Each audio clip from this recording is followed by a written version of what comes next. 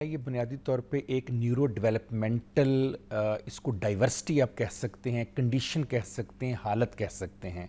आप यूँ समझ लें कि दिमाग के अंदर कुछ चेंजेस आती हैं जिसकी वजह से जिस तरह मैं और आप नॉर्मल अंदाज में बात करते हैं, समाजी तल्क़ात रखते हैं, कम्युनिकेशन करते हैं, हमारे रवैये हैं, इनके यहाँ वो सारी चीज़ें थोड़ी सी डाइवर्जेंट, थोड़ी सी तब्दील हो जाती, थोड़ी सी चेंज हो जाती हैं। अब ये है क्या, कहाँ से आया? वैसे तो इसकी हिस्ट्री बहुत पुरानी है। 1944 में पहली दफ़ा अस्पिंजर ने मुख्तलिफ़ केसेस पेश किए जिनके अंदर वही अलामात थीं जो इस बीमारी के अंदर अलामात हैं, और उसके बाद बहुत सारे लोगों ने इसके ऊपर काम किया, लेकिन इसको ज़्यादा उस वक़्त मिला जब यूनाइटेड नेशन ने इसको एक दिन मुकर्रर कर दिया और कहा कि इस दिन, जिसको 2 अप्रैल जो आज की तारीख का दिन है, कि इसकी अवेयरनेस का डे जो था। 2007 में ये कानून पास हुआ यूनाइटेड नेशन में, 2008 में पहली बार।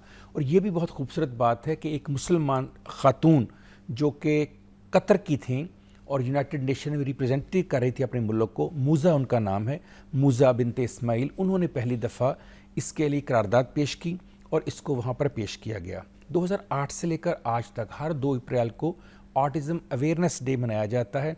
इस साल ये जो 2026 है, इसका थीम है ऑटिज़म एंड ह्यूमैनिटी, यानी ऑटिज़म और इंसानियत, और दूसरा उसका जो सब थीम है वो ये है लाइफ हैज़ वैल्यू, यानी दुनिया में जितने भी लोग हैं, एवरी लाइफ की कोई ना कोई कदर है। तो इसका मतलब ये है कि हमें इन बच्चों की कदर करनी चाहिए। अब इसकी ऑनसेट का बड़ा मसला है, कब होता है, किन को होता है, कैसे पता चले कि हो गया है। जो पहली बात यह है कि 2021 तक के स्टैटिक्स हमें ये बताते हैं कि उस वक़्त हर 127 बच्चे में से एक बच्चा ऑटिज़म का शिकार होता था। अनफॉर्चुनेटली जो 2025 की रिपोर्ट है वो इससे ज़्यादा ख़तरनाक है। वो कहती है हर 100 में से एक बच्चा इसका शिकार होता है। अमेरिका में इतना ज़्यादा है ऑटिज़म कि वहाँ हर 27 बच्चों में से एक बच्चा जो है इसको सफ़र करता है। दूसरी बात यह है कि लड़कों में लड़कियों की निस्बत 4 गुना ज़्यादा होता है ये, यानी लड़के, इसकी वल्नरेबिलिटी ज़्यादा होती है कि उनको ये हो सके। अब इसका पता कैसे चलता है? जो इब्तदाई बच्चे के 2 साल हैं वो बहुत अहम हैं। इब्तदाई 2 सालों में अगर आपको डायग्नोसिस हो जाए, पता चल जाए। अब ये भी एक मिसकंसेप्शन है, आपको बताना बहुत ज़रूरी है कि ये किसी टेस्ट में नहीं आता कि आपने जाके ब्लड टेस्ट कराया या आपने एमआरआई स्कैन करा लिया या आपने कहीं पर कोई और स्कैन, उसमें आ जाए कि बच्चा आपका ऑटिज़म का शिकार है। ये आपको रवैये को जज करना पड़ेगा, डायग्नोसिस रवैये को देख के। अगर बच्चा 2-3 साल तक बात नहीं कर रहा, जो एक नॉर्मल बच्चे का टाइम है बात करने का, अगर वो आ गया, हर बच्चा बात नहीं करता। दूसरी बहुत बड़ी निशानी, जैसे आप और मैं आंख में आंख डाल के बात करते हैं, ये बच्चा कभी आंख में आंख डाल के बात नहीं कर सकता। तीसरी इसकी बड़ी निशानी ये होती है कि इनके जो हाथों की मूवमेंट है वो इनके कंट्रोल में नहीं रहती, ये बिला वजह हाथ हिलाते रहते हैं। चौथी प्रॉब्लम ये है, ज़रा सी रूटीन चेंज हो जाए माँ या बाप की या इनकी लाइफ की, उस रूटीन की तब्दीली की वजह से ये बहुत ज़्यादा प्रॉब्लमेटिक हो जाते हैं। जहाँ हम इस वक्त बैठे हैं यहाँ इतनी लाइटिंग है, ये ऑटिज़म के बच्चों के लिए सबसे ख़तरनाक चीज़ है। वाई? ये बहुत ज़्यादा सेंसरी सेंसिटिव होते हैं। ज़्यादा लाइट, ज़्यादा शोर, ज़्यादा बातें इनके ऊपर ऐसी है जैसे बम शेल है। तो अगर आप उनका कोई बच्चा किसी घर में 2 साल या 2.5 साल का है और वो लाइट बर्दाश्त नहीं करता, शोर बर्दाश्त नहीं करता, लड़ाई झगड़ा बर्दाश्त नहीं करता, ज़रा सी बात पे ऐसे खिंच जाता है, बाल खींचता है, हाथ मारता है, तो इसका मतलब है कि अलामतें शुरू हो गई हैं। जो ही अलामतें मिलें फ़ौरी तौर पर चेक कराना चाहिए। ये फ़ौरी मैं क्यों कह रहा हूँ? इसलिए कि याद रखिए इसका क्योर कोई नहीं है। ये ऐसी बीमारी है जिसका इलाज कोई नहीं, इसकी मैनेजमेंट है। अर्ली इंटरवेंशन, अर्ली मैनेजमेंट, जितनी जल्दी आपको पता चलेगा उतना ही आपके लिए बहुत अच्छा है। एक और मिसकंसेप्शन दूर कर दूं, कुछ लोग समझते हैं कि ऑटिज़म सिर्फ बच्चों में होता है। ऐसा नहीं है, ऑटिज़म बड़ों में भी हो सकता है। हाँ, ये ज़रूर है कि इसकी जो बड़ी परसेंटेज है वो बच्चों में होती है, कम परसेंटेज जो बड़ों में होती है, लेकिन किसी भी एज में इसका ऑनसेट हो सकता है। मेल फीमेल दोनों को हो सकता है, मेल को ज़्यादा होता है, फीमेल को कम होता है। बिल्कुल ऐसे। अच्छा, इसकी इब्तदाई अलामात क्या होती हैं? हाँ, अब ये जो आपने बड़ी अच्छी बात की, इसको हम कहते हैं मल्टी फैक्टोरियल, यानी कोई एक बेसिक रीज़न नहीं है इसके होने की। जो मेन और बुनियादी रीज़न है वो है जेनेटिक म्यूटेशन, यानी जेनेटिक्स में जो 23 जोड़े बाप से और 23 जोड़े माँ से लेकर एक बच्चा दुनिया में आता है, उस जीन्स के अंदर कोई प्रॉब्लम हो गई। एक होता है एक्स फ्रीजाइल सिंड्रोम, बीमारी है कि ये भी। एक होती है रिट सिंड्रोम, रिट उस बंदे का नाम जिसके नाम पे सिंड्रोम का नाम रखा गया। रिट सिंड्रोम भी इसकी वजह हो सकती है, एक्स फ्रीजाइल भी इसकी वजह हो सकती है, और जेनेटिक्स के अलावा भी इसकी बहुत सारी वजह होती हैं, जैसे इन्वायरमेंटल, माहौलियाती। जो सबसे बड़ी वजह है इसकी माहौलियाती, वो है कि ड्यूरिंग प्रेगनेंसी अगर बच्चे या औरत को इन्वायरमेंटल हैज़र्ड्स यानी कोई मसाइल पेश आ जाएं, जैसे बच्चा पैदा हुआ उसे ऑक्सीजन ना मिले। आपने देखा होगा कि जो बच्चे पैदा होते हैं वो रोते हैं। अगर बच्चा नॉर्मली रोए ना, आप उसको थप्पड़ भी मारे डॉक्टर या नर्स, लेकिन बच्चा रोए ना, और अगर बच्चे को प्रॉपर तौर पर हाइजीन यानी सफाई ना मिले, उस वक्त माहौल में कहीं गंदगी हो, आलूदगी हो, पोल्यूशन हो, वो भी वजह बन सकती है इसकी। कहीं चोट लग जाए बच्चे को या माँ को, या बच्चा माँ के पेट में है, माँ गिर गई है, उसे चोट लग गई है, कोई शॉक आया है, उसके अंदर ब्लड की कमी आई है, तो भी बच्चे को ये प्रॉब्लम हो सकती है।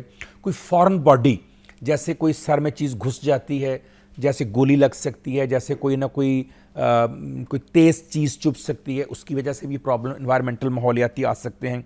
इसके अलावा हमल के दौरान कोई भी अगर औरत को या पैदा होने के बाद बच्चे को बीमारी हो, जिसे को अक्रेंस कहते हैं, वो भी इसकी वजह बन सकती है। जो तीसरी इसकी बड़ी वजह है वो दिमागी खुलियाँ हैं, जो आपके ब्रेन सेल्स हैं उसके अंदर प्रॉब्लम आती है, जिसकी वजह से ये प्रॉब्लम हो सकती है।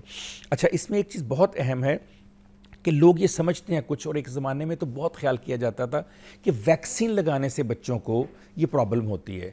1988 की रिसर्च को मुकम्मल तौर पे पूरी दुनिया ने रद्द कर दिया है, इसका वैक्सीन के साथ कोई तल्लक नहीं है।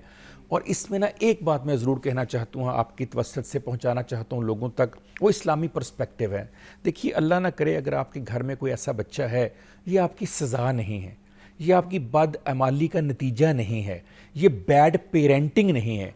क्योंकि मैं इसलिए आपको ये बात बता रहा हूँ, कुछ लोग ये समझते हैं कि शायद जी पेरेंट्स का कोई रवैया ठीक नहीं था, बच्चे थे, उन्होंने बच्चों को मारा बड़ा, उन्होंने बच्चों की पेरेंटिंग अच्छी नहीं की, या जी पेरेंट्स ने कोई गुनाह किया था, बच्चे को उसकी सज़ा मिल रही है। बिल्कुल ऐसा कुछ नहीं है।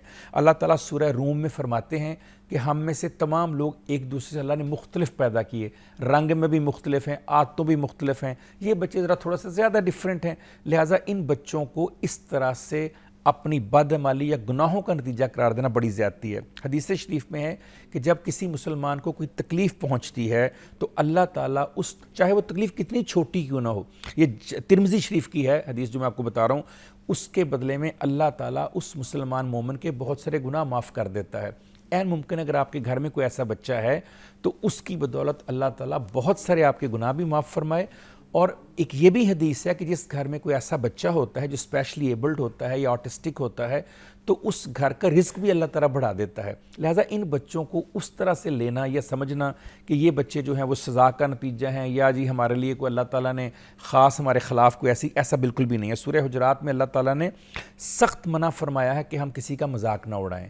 इन बच्चों का मजाक उड़ाना, इन बच्चों का तमस्खर उड़ाना, इन बच्चों को तंग करना, ये भी बहुत बड़ी ज़्यादती है। जो ही आप अलामतें देखें तो इन बच्चों को नॉर्मल बच्चों से कहीं ज़्यादा प्यार और मोहब्बत की ज़रूरत होती है। अच्छा डॉक्टर साहब, बहुत सी रिसर्चेस ये बताती हैं कि जो बच्चे हद से ज़्यादा मोबाइल फ़ोन यूज़ करते हैं वो ऑटिज़म का शिकार ज़्यादा होते हैं, तो इस हवाले से बताएं कि क्या ये सच है? जी, बहुत बहुत अच्छा सवाल है आपका। ये तीसरी बड़ी वजह है ऑटिज़म की।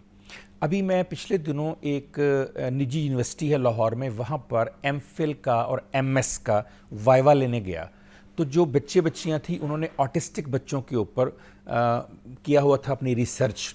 बहुत हैरानी हुई मुझे वो पढ़कर, और मेरे लिए भी नई बात थी कि मेजॉरिटी पाकिस्तान में इस वक्त जो ऑटिस्टिक बच्चे हो रहे हैं उसके पीछे स्क्रीन टाइम का बहुत बड़ा रोल है, जो कि उनकी तहकीक ने साबित किया।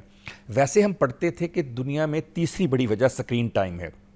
पहली तो जैसे मैंने आपको बताया जेनेटिक है, दूसरी माहौलियाती है ड्यूरिंग प्रेगनेंसी, तीसरी वजह वाकई आपने जो कहा। इसलिए बहुत ज़रूरी है कि ऐसे बच्चों का स्क्रीन टाइम कंट्रोल किया जाए। अगर वो वालिदैन उन बच्चों से जान छुड़ाने के लिए उनको मोबाइल पकड़ा देते हैं, लैपटॉप पकड़ा देते हैं, टैब पकड़ा देते हैं, और कि बच्चा है हमें तंग करेगा, ये अपना काम करता रहे, उस पर देखता रहे, तो ये उसके ऑटिस्टिक जो वजूहात हैं उसमें इजाफा करेगा, उसे कम नहीं करेगा।